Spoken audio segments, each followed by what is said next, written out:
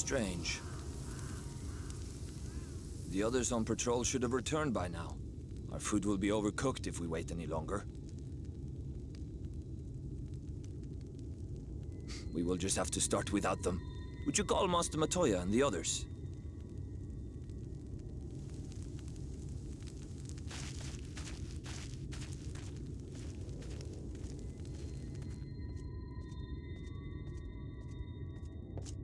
I tire of these games, Urianger.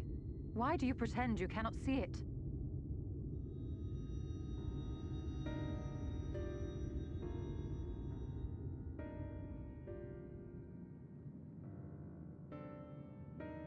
The blessing may spare him the fate of becoming a Light Warden.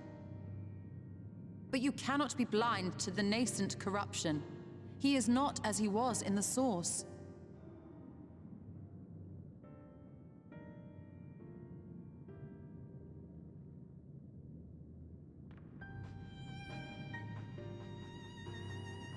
Though I have no proof, I fear that the light which poured forth from the Wardens was not negated at all. I fear it was absorbed, that he has been suffused with their light.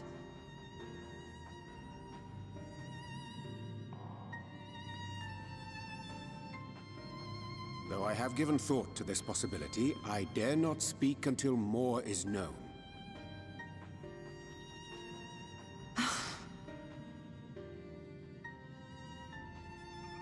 By the time you deign to enlighten us, it may be too late, if it is not already. Urianger, I know full well, after all these years, that you have only the best of intentions. But that does not make it any easier to put my faith in a man so infatuated with secrecy. I have had my suspicions ever since the Exarch bade you speak that day. But now I must ask. The 8th Umbral Calamity and all that followed, everything you claim to have seen. Did you?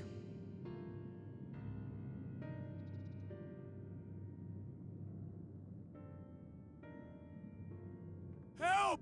Someone help! The Ilmorans have come for us! We're under attack!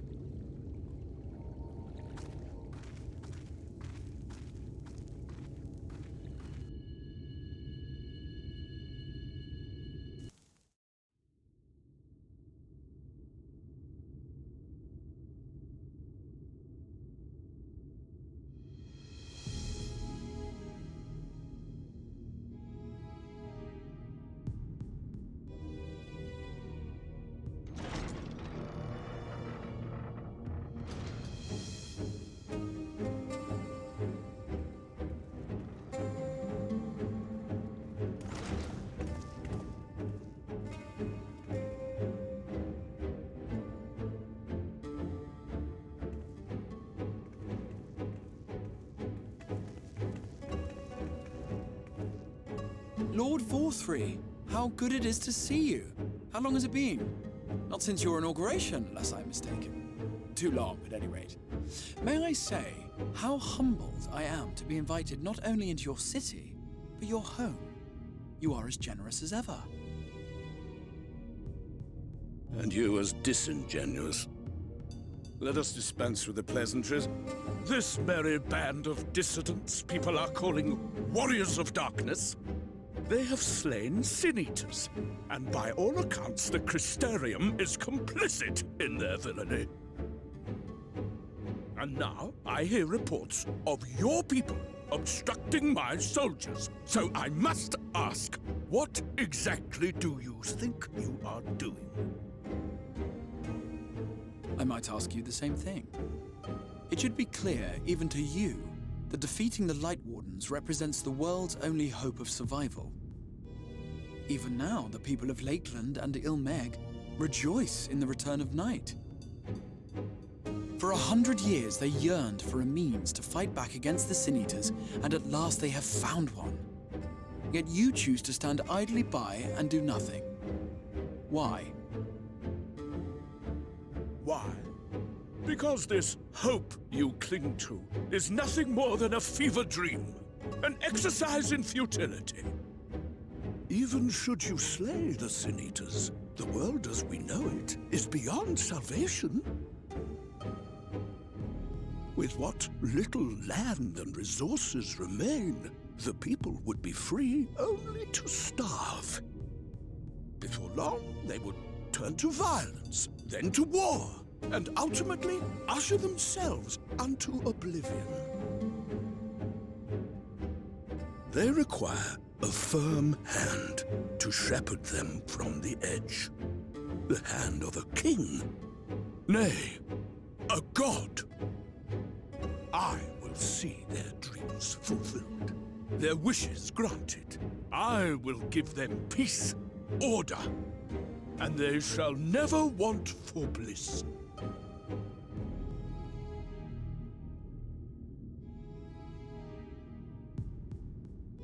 Men are fickle creatures who entertain vague ideals without the faintest notion what they cost. But a little fear can go a long way towards helping them realize what it is they truly need. Sanctuary. And they shall find none in this world save that which I afford them. That is why the Sin Eaters exist. To unite the world under my dominion. A paradise fit to grace the 8th Umbral era. What was that? A minor epiphany, nothing more.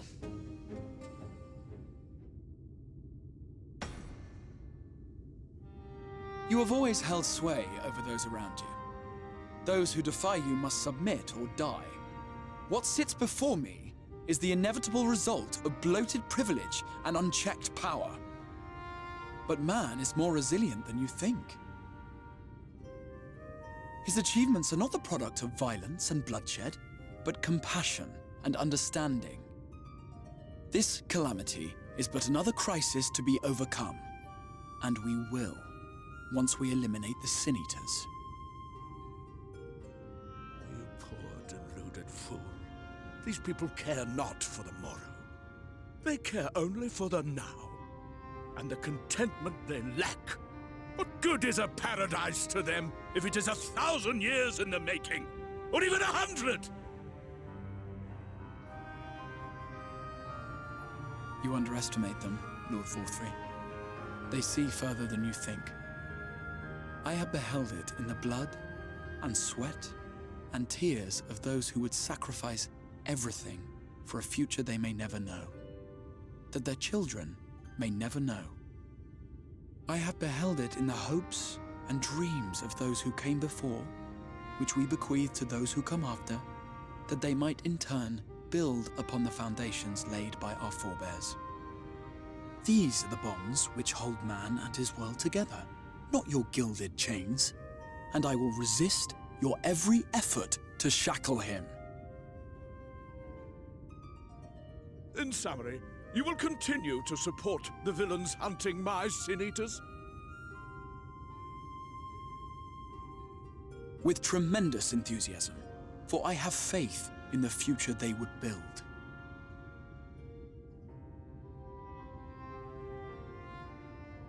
Why do I even bother? Fools, the lot of you! So naive! So painfully predictable! Did you imagine I did not know your mind? That I would wait until after this meeting to dispatch my forces? Even as we speak, they march to the Sin Eaters' defense. Insurrection will not be tolerated! The people of this world are mine to rule, mine to command. And you are no exception!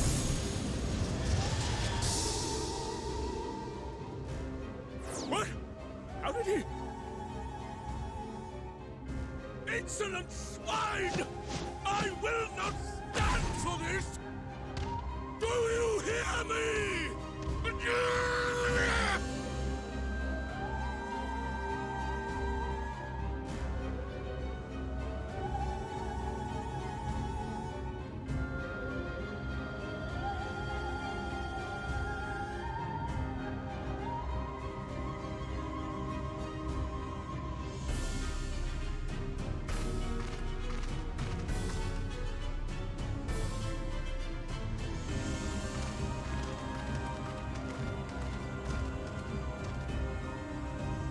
You speak for the Knights Blessed? I do. I presume that is your doing. If you have come to parley, I must insist that you first return him to us. You're in no position to make demands.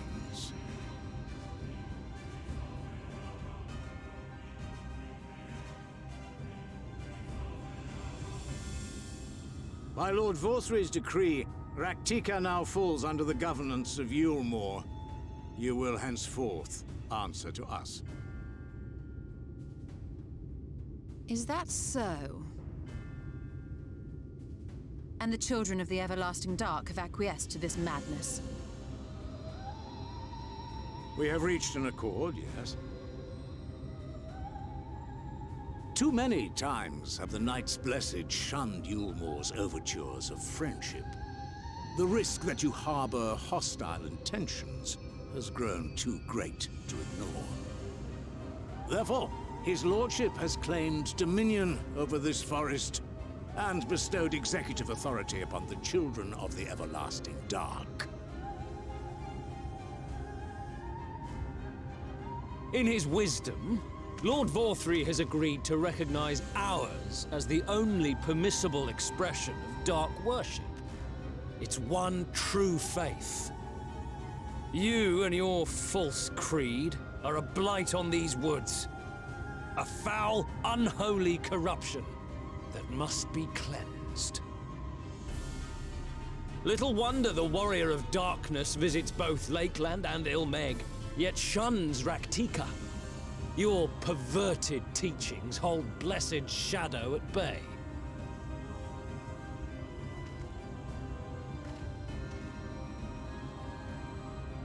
You have accepted the yoke of Yulmore to spite us, then? Fools. Darkness will never return to these skies while they hold sway. Those of you minded to obey his lordship are to make for Woven Oath with all haste. We will leave you, that you may have time to prepare. Woven Oath? Are you suggesting we abandon our fate to join those zealots? What has your faith afforded you thus far? Nothing! We will guide you along the righteous path. And should we refuse?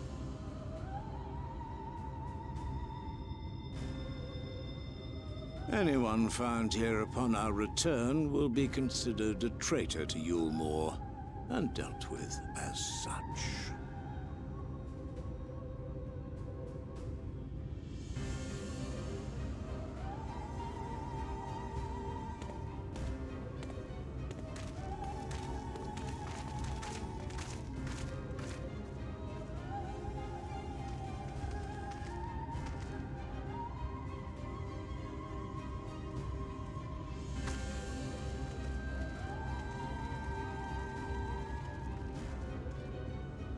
We will discuss these developments after I have tended to our casualty.